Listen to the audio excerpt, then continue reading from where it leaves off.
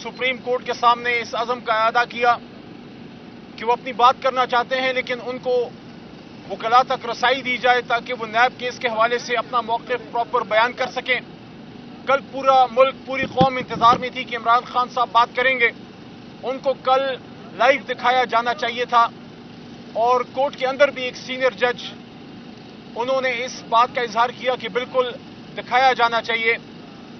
मेरे ख्याल में जो नुक्ता मोहतरम चीफ जस्टिस साहब ने उठाया कि इस वजह से नहीं दिखा सक रहे या नहीं दिखाना चाहिए कि ये पब्लिक इंटरेस्ट का केस नहीं है, इससे हम एहतराम रखते हुए, इससे हम डिफरेंस रखते हैं, इससे हम इख्तलाफ इस नुक्ते से रखते हैं बतौर वकला, बतौर पाकिस्तानी, बतौर सियासी कारकुन कि नैब का काम है पाकिस्तान के खजाने से लूटा हुआ पैसा वापस निकालना। अगर तो ये किसी की जाती जायदाद का मसला है तो फिर तो बिल्कुल चीफ जस्टिस साहब की बात दुरुस्त लगती है, लेकिन अगर कौमी खजाने से लूटा हुआ पैसा वापस निकालना है और उसके हवाले से कानून साजी में तरमीम है या कोई भी कानून साजी करनी है, यह बिल्कुल पब्लिक इंटरेस्ट का केस है।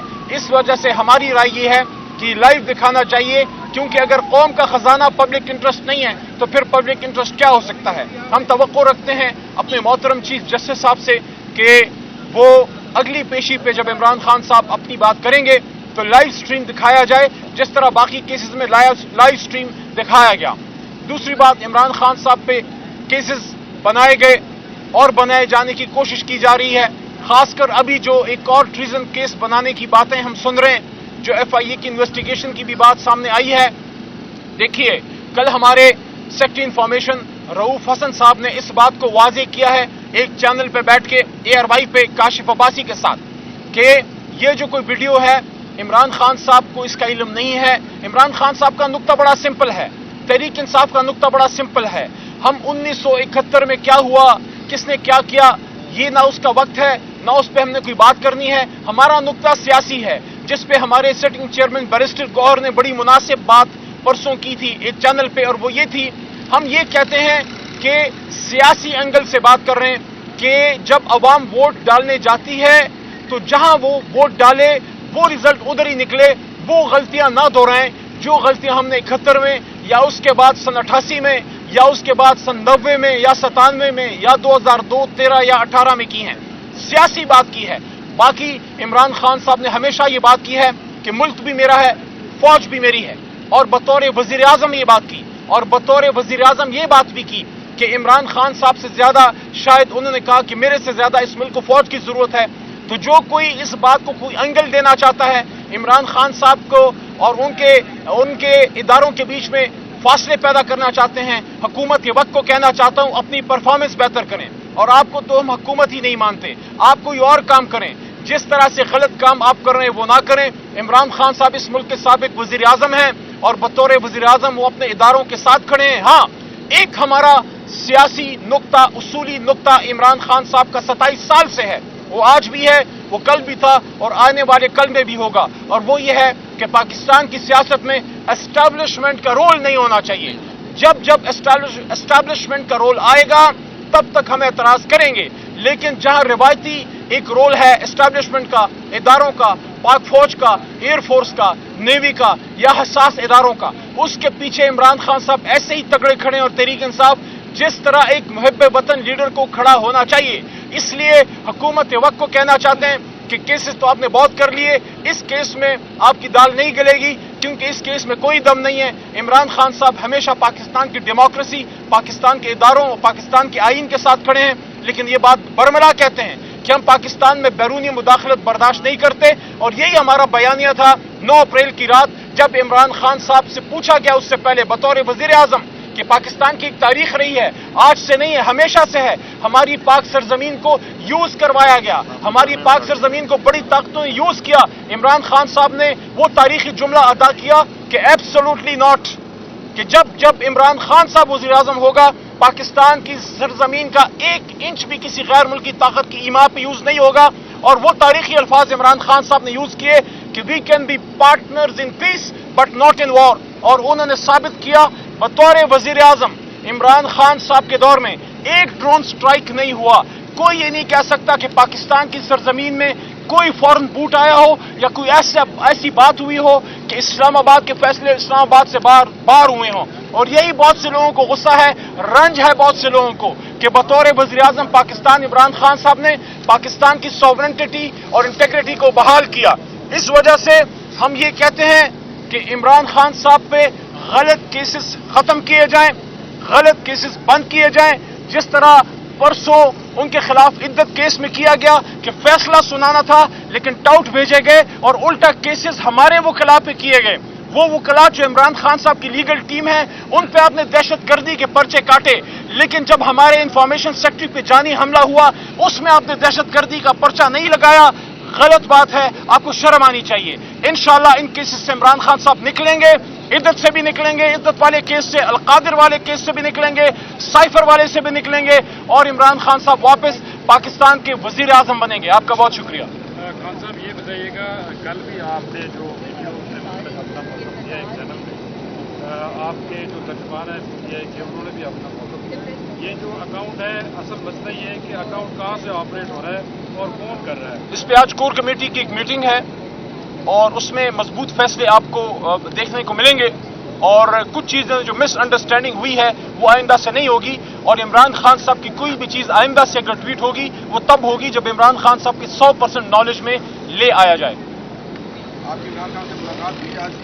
इमरान खान से आज मुलाकात पॉसिबल नहीं हो सकी क्योंकि बहुत शॉर्ट उन्होंने हियरिंग की है, लेकिन उम्मीद है अगली पेशी पे मुलाकात हो जाएगी। कुछ वकला हमारे गए। की तरफ से काली भेड़े कहा गया है जिसको क्या कहते हैं इसमें? बहुत गलत बात है।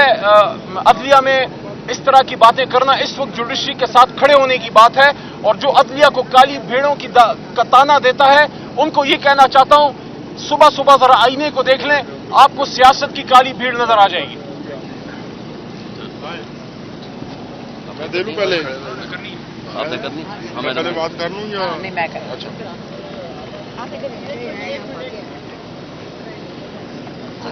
हाँ, श्वेता साइड को